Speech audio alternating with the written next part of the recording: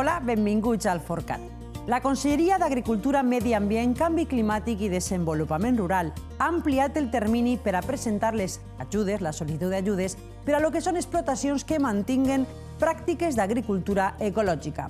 El motiu és que ha crescut la quantitat de sol·licituds, així que encara teniu uns 10 dies per a sol·licitar-les. A més, la Unió de Llauraors denuncia una onada de robatoris de comptadors en comunitats de reg de la localitat d'Alcalà de Xivert, que està per la comarca del Maestrat, i també a Torreblanca, a la Plana Alta.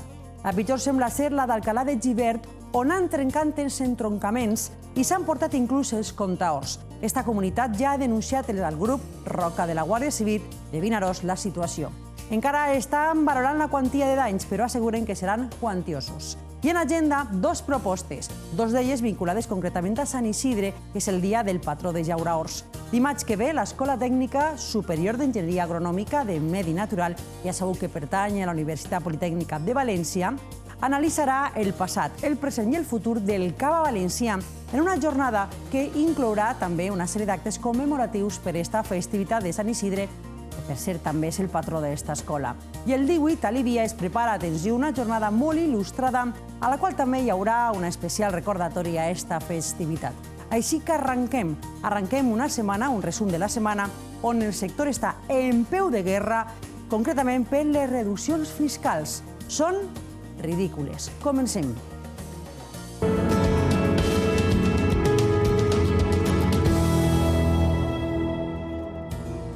I tema central de la setmana. AVA, l'Associació Valenciana d'Agricultors, ha demanat inclús la immediata dimissió del ministre d'Hisenda perquè consideren descomunalment desastrosa rebaixa fiscal aplicada al camp valencià. Per cert que la Unió també les ha qualificat d'insultants. Així que guerra oberta i des de AVA, des de la seu de AVA, ens informa Patricio Ortiz.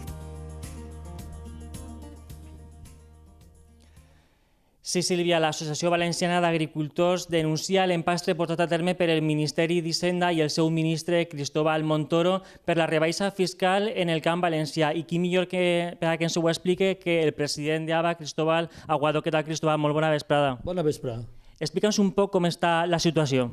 Bé, 600 milions i pico de pèrdues per als llauraors valencians i esperàvem una rebaixa fiscal ampla que agarrara tots els llauraors que han sofrit aquestes pèrdues, però no és així.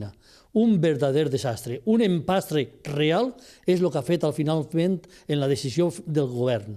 I es contemplen a molts agricultors, però se deixen a mils i mils d'agricultors que no van a tindre ninguna rebaixa, que ho han perdut pràcticament tot i que van a tindre molt difícil per a passar l'any. O el govern rectifica o, des de luego, les conseqüències van a ser molt dures per al camp. Però el que més em preocupa, que el Ministeri s'hagi apoyat en uns documents favorits i presentats per la Conselleria d'Agricultura i que aquests documents, aquests informes, siguin també parcials, un verdader desastre que hagi propiciat aquest gran desastre. Així és que anem a demanar responsabilitat a tot i, com no, este decret el firma el ministre d'Hacienda. I el ministre d'Hacienda, Cristóbal Montoro, és la persona que demanem la seva dimissió. I no descartem més sol·licituds de dimissions mentre no acabem d'averiguar el que ha passat. Però és inacceptable, és una burla i un insult als llauraors valencians el document de rebaixa fiscal que ha eixit perquè només que contempla a uns i oblida a moltíssims.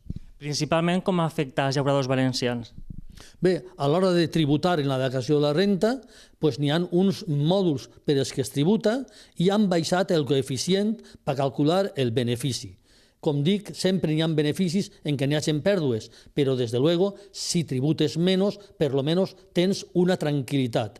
La realitat és que molts cultius s'han quedat fora, en molts termes n'hi ha la taronja, en altres n'hi ha altre tipus de frutals, en altres hortalisses, en altres vi, però n'hi ha molts municipis que se deixen perquè n'hi ha diversos cultius, doncs diversos. I n'hi ha moltíssims pobles que no contemplen ningú dany. I això és el verdaderament llastimós, perquè n'hi ha pobles que han tingut moltíssims danys, que els propis ajuntaments han aprovat mocions i que l'administració ha desconegut i no ha tingut en compte. Doncs moltíssimes gràcies per atendre'ns i esperem que s'arregle la situació. Ojalà s'arreglara perquè, des de luego, ho agrairien mils i mils de famílies del camp que ho necessiten. Moltes gràcies. Doncs, Sílvia, això és tot el que vos podem contar des de l'Associació Valenciana d'Agricultors. Gràcies, Patricio. Bé, i el sector agroalimentari, una bona notícia, torna a desmarcar-se, aportant el saldo més positiu de la balança comercial exterior de la nostra comunitat. A principis d'este 2017, aquest saldo, atenció, ha superat els 500 milions d'euros, superant inclús el sector de l'automòbil. Així que anem a ampliar dades perquè són bones notícies.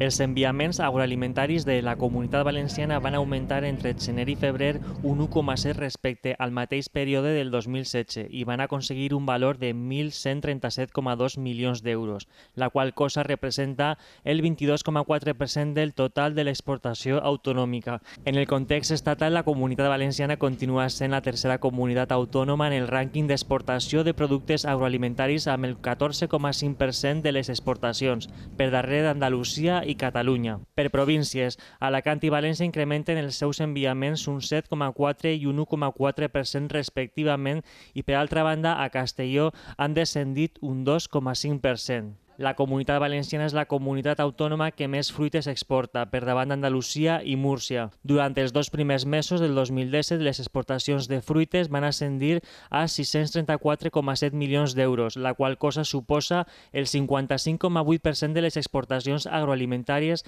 de la Comunitat Valenciana, amb una disminució del 4,3% respecte a gener i febrer del 2016. Respecte a les hortalisses, els enviaments durant este període del 2017 van ascendir a 183,7 milions d'euros, el 16,2% de les exportacions agroalimentàries, amb un augment del 13,1% respecte al mateix mes de l'any anterior. Els principals països de destí de les exportacions de la Comunitat Valenciana han sigut Alemanya amb el 23,7%, França amb el 19,5%, Regne Unit amb el 7,2%, Itàlia amb el 7,1% i els Països Baixos amb el 5,3%. Cal destacar, a més, l'increment interanual dels enviaments a països com Xina, Itàlia i Suïssa.